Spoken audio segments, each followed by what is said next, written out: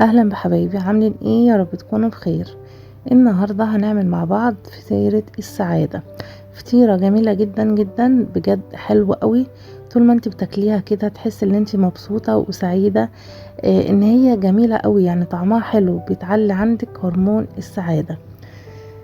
شكلها جميل وطعمها احلى واحلى. بس لو اول مره تشوفوني ما تنسوش تشتركوا في القناه وتفعلوا زر الجرس على الكل، عشان كل ما انزل فيديو جديد يوصل لكم، وكمان تحطوا لي لايك للفيديو. وهنشوف دلوقتي الفطيرة القمر دي عملناها ازاي. طريقة سهلة زي ما قلت لكم. يلا بينا نسمي الله ونصلي على الرسول عليها افضل الصلاة والسلام، ونشوف المقادير معانا.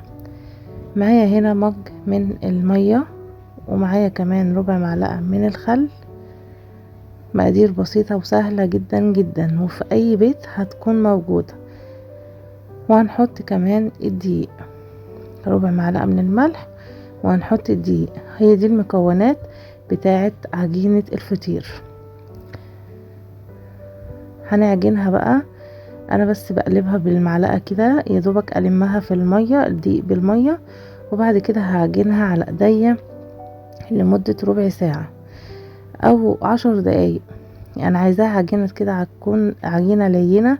وكل ما العجين، عشان تعرفي نجاح العجين بتاعك، لما تمط العجين كده وتلاقيه تمط معاكي، يبقى كده خلاص هو استكفى عجن. لما تلاقيه بتمط وتقطع، يبقى هو عايز يتعجن كمان شوية. هنسيبها بقى تستريح لمدة ربع ساعة. هنقسم العجينة دي على نصين، علشان بقى نفردها ونشوف هنعمل ايه تاني. ونرش شوية دقيق كده على الرخامة عشان ما تلزقش معايا في الرخامة. قسمتها على 2. اول واحدة هفردها معاكم بالشكل اللي انتوا هتشوفوه دلوقتي. بالنشابة بقى نفرد اللي هو المردانة، هنفردها. وهنفردها فرد، تكون فردة كده كويسة.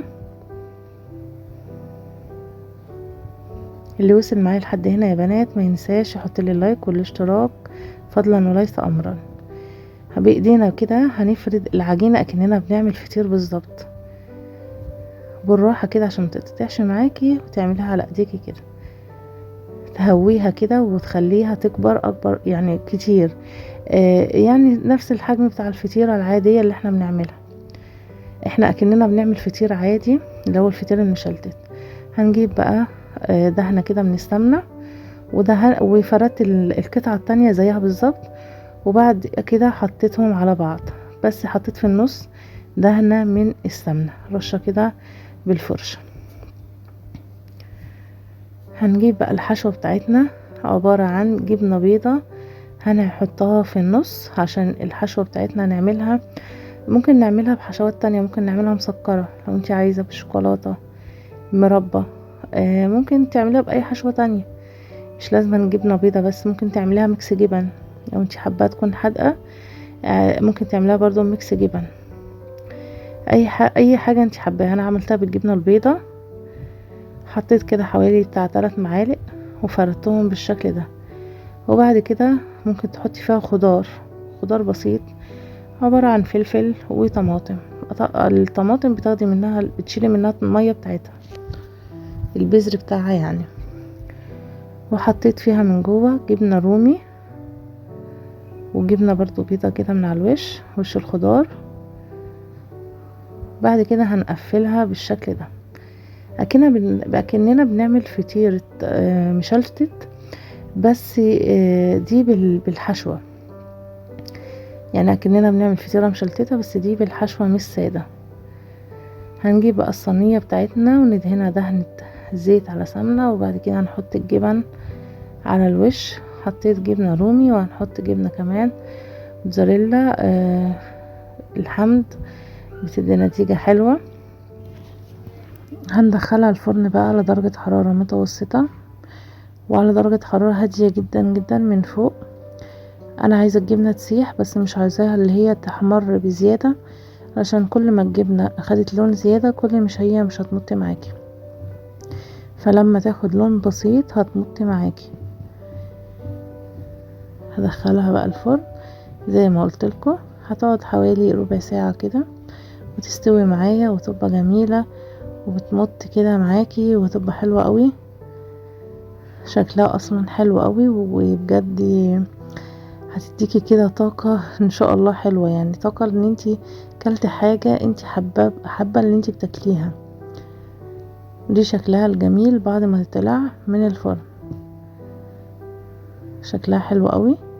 هنقدمها بقى في الطبق. تقدري لو انتي عندك عزومة وعايزة حاجة مختلفة تعملي الفطيرة دي اكنك شارية حاجات ليهم من بره، تعملي لهم الفطاير دي بجد جميلة، وممكن تعملها لهم بحشوات مختلفة هتبقى حلوة. يعني لو انتي عايزة تغيير، يعني بدل الطبيخ والبط والحاجات دي والمحشي والحاجات دي، فممكن تعملي لهم فطاير كده. وكمان بتنفع لو انتي عازمة يعني بنات صغيرة، كمان هتعجبهم قوي. الله الله، بجد شكلها جميل جدا وشكلها يفتح النفس، حلوة قوي قوي. شايفين قد ايه هي اصلا طرية كده وجميلة وحس كده الجوسي كده، جميلة بجد، يعني تفتح النفس قوي.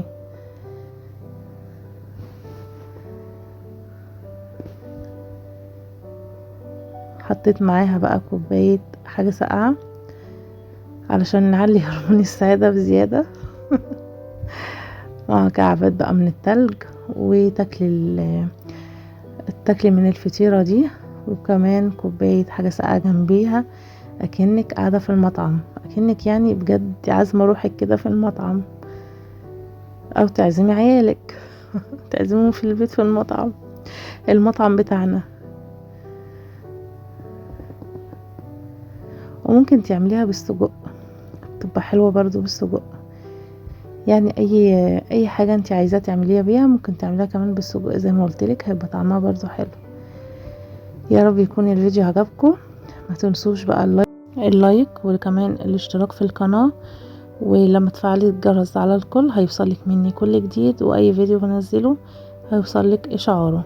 يا رب يكون الفيديو عجبكم واستفدت منه، وشكرا لكم جدا. مع السلامة يا احلى ناس، مع السلامة.